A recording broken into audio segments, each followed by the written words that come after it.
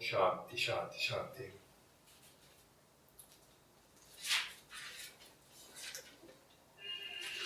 Now I'm going to start with chapter 7, stanza number 12.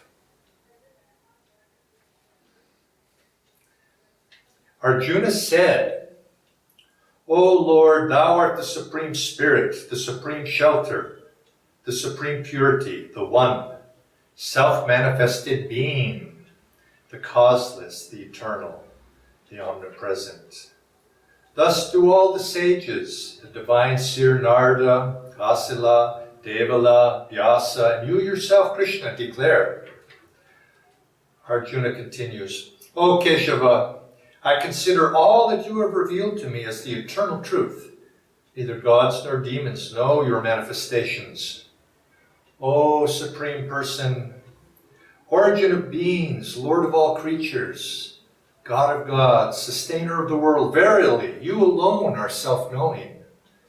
Please, expound fully to me your perfect powers by which, being omnipresent, you sustain the universe.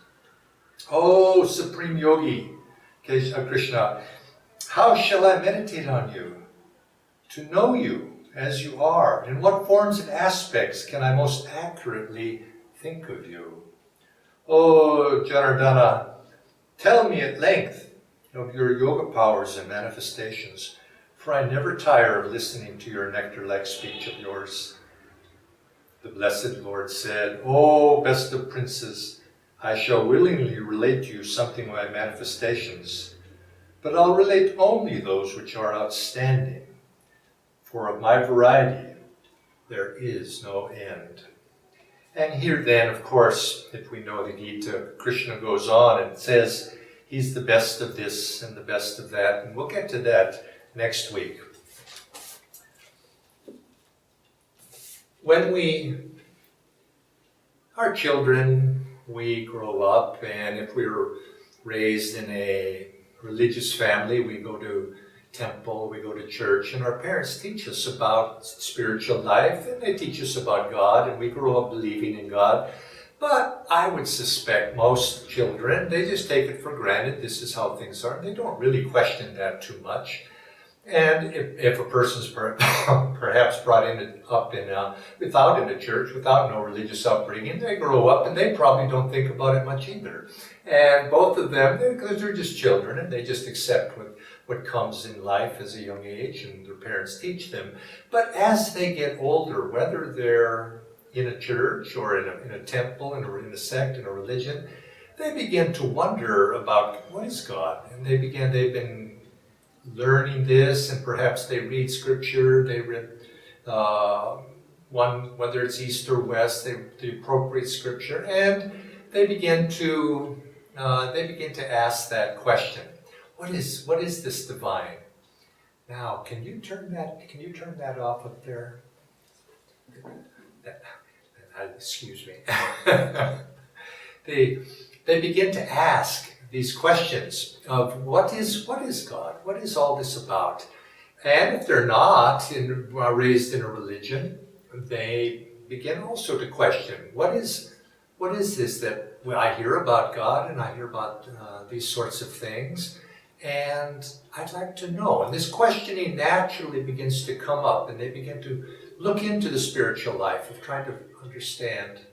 Just a minute, just a minute, please.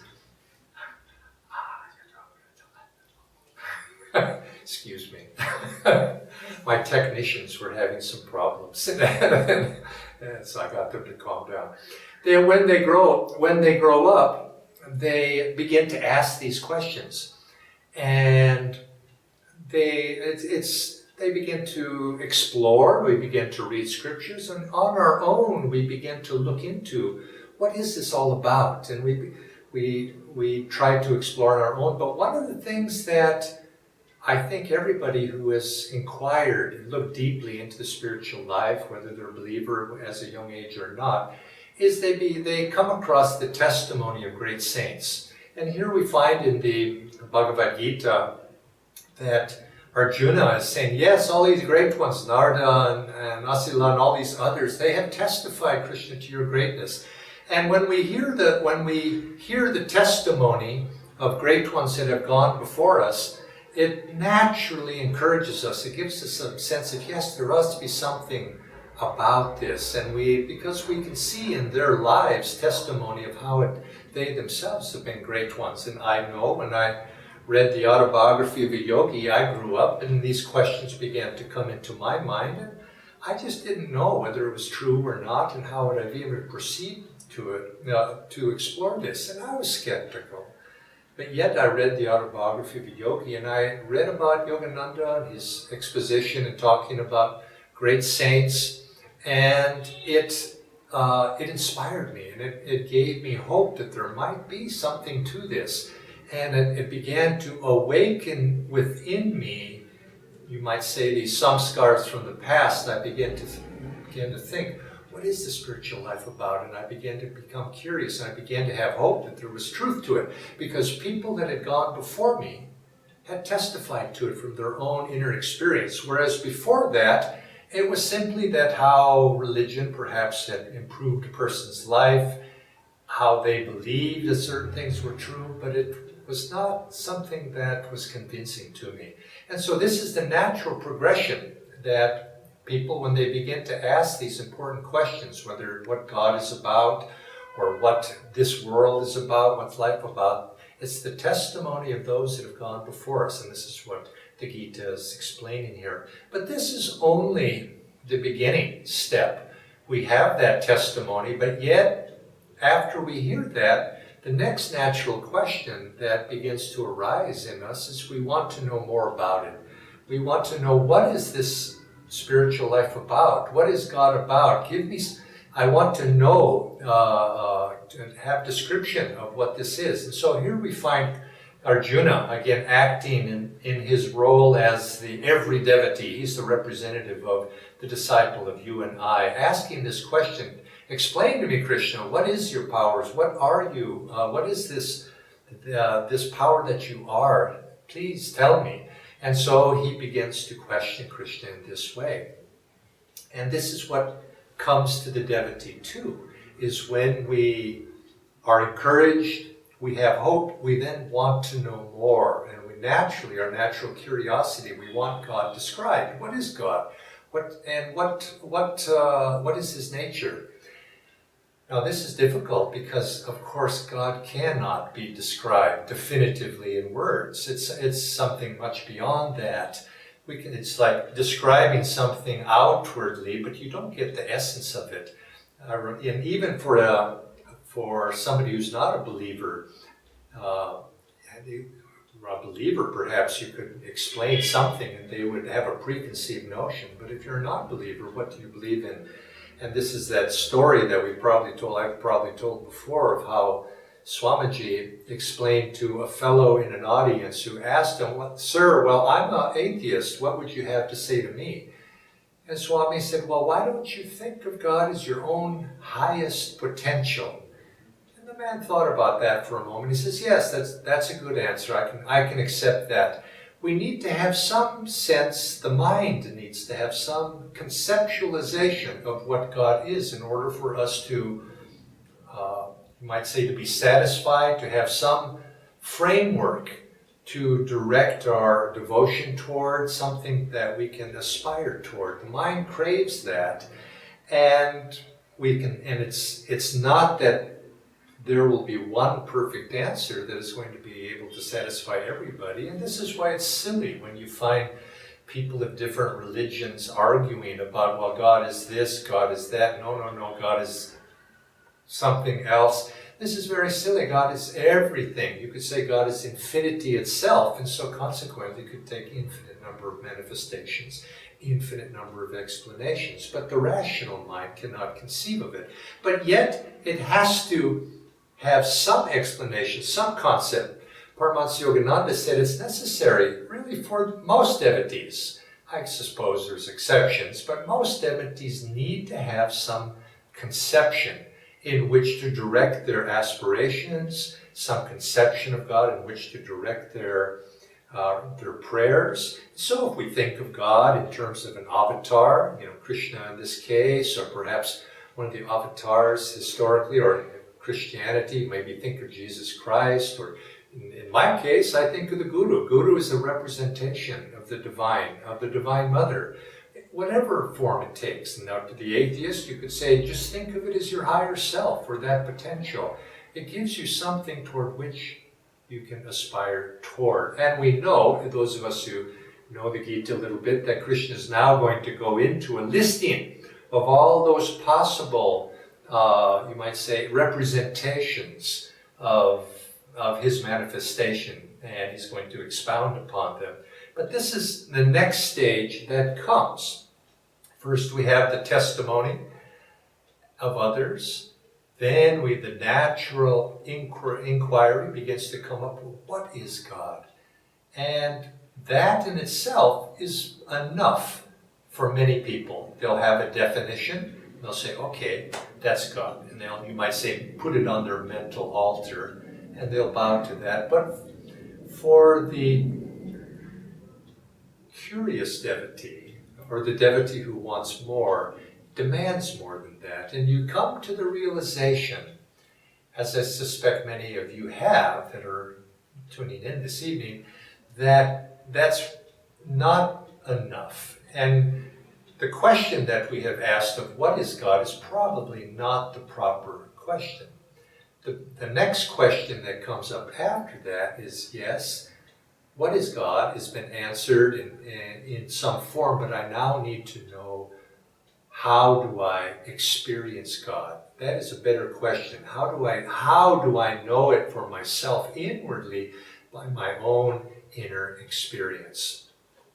And you could say that is the story of the autobiography of a yogi, which Paramahansa Yogananda wrote and presented to us. If you remember, you're reading the autobiography of a yogi, Master in there describes his experiences as a young man, a boy and a young man. He goes to all of these great saints, and he describes the saints, and he describes the testimony of those saints and how they knew God, they came to God, they came to that inner realization. And it's thrilling to listen to his exposition of their experiences. And then in the book as well, he then describes what is the divine search, what is God, and that too is thrilling. And then he answers this third point of not just what is God and the testimony of others, but then he gives us the techniques by which we ourselves can answer that question of how do I know God? And then he doesn't give the technique, but he introduces the technique of Kriya Yoga. Through the practice of this Kriya Yoga, one can have a direct experience in one's own life of answering that question of what is God? In other words, through our own inner experience. And this is what each of us need ultimately to be able to be satisfied. And we read and we know from studying the Bhagavad Gita that this is the progression that Krishna is going through. He's mentioned the testimony of others that gone before him. He's questioned Krishna about his nature. What is your nature? And Krishna has answered him very patiently and thoroughly. And then in the next chapter after this one, he's going to then ask Krishna to give him that direct experience. And this is what is necessary for each one of us. This is the journey that Arjuna takes in the Bhagavad Gita that each of us as devotees also must take. And it's the natural pathway that we take, that we have to find out through our own direct experience. And this is the reason that the masters have come, and they have brought us these techniques of Kriya Yoga. This Bhagavad Gita is such a thrilling scripture in that way, that we see that Arjuna is representing each one of us on the spiritual path. I think when I was growing up, I grew up personally outside of a religion. I didn't have any religious upbringing per se, but this question in my mind was always there. what is the nature of this world? It seems so strange that I would be born into this world, and there was dim memories of the past and of seemingly before I grew up, I would look at myself and I say, what is this body? Did I always have this body? And it seemed very strange to me, and I felt something like an alien in a strange land being here. And as I grew up, this question began to arise again and again in my life. And then finally, I remember, before I read the autobiography of a yogi, I was in college. And I took a class simply by chance. I had to fulfill a requirement for my degree, and it was in my last year of college, and I had to fulfill a literature requirement. And I saw something in the catalog. I said, "Oh, I'll take this class," and it happened to be a class on the literary traditions of India.